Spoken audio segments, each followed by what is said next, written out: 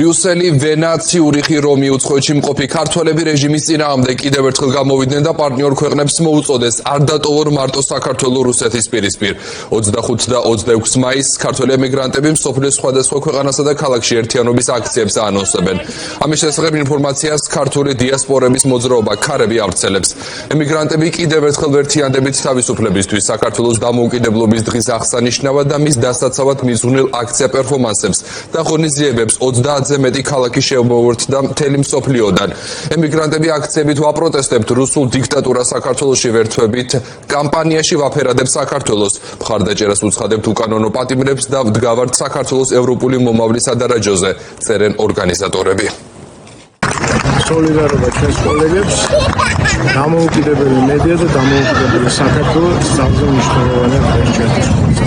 გილოცავთ საქართველოს დამოუკიდებლობას. 6 მაისი ქართველი ხალხისთვის არის თავისუფლების დამოუკიდებლობის დღე, რომელიც ძალიან მძიმე ბრძოლის შედეგად 1918 წელს მოიპოვა ქართველმა ხალხმა და შემდეგ 1921 წელს წითელარმიელებმა ეს თავისუფლება ქართულ ხალხს ისევე წაართვენ და ამის დასაბრუნებლად ქართველებს აქვს 73 წელი. და დღეს ქართული ოცნების სახით არის წითელი არმიელები საქართველოში შემოსული და კიდევ გვართმევენ ამ თავისუფლებას.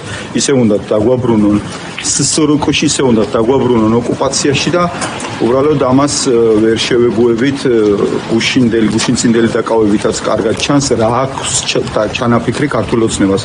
ყველას ვერ დაგვაკავებენ, არ გვეშინია. ჩვენთვის მთავარია არ დავკარგოთ დამოუკიდებლობა, რაც ამჟამად ნამდვილად საფრთხის ქვეშ არის.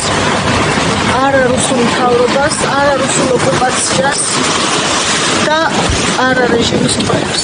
1918 წლის 26 მაისს დამოუკიდებლობის აქტის საფუძველზე შეიქმნა საქართველოს კონსტიტუცია, რომელმაც გააერთიანა საქართველო მოქალაქეობის, ჰუმანიზმისა და თანასწორობის პრინციპებით.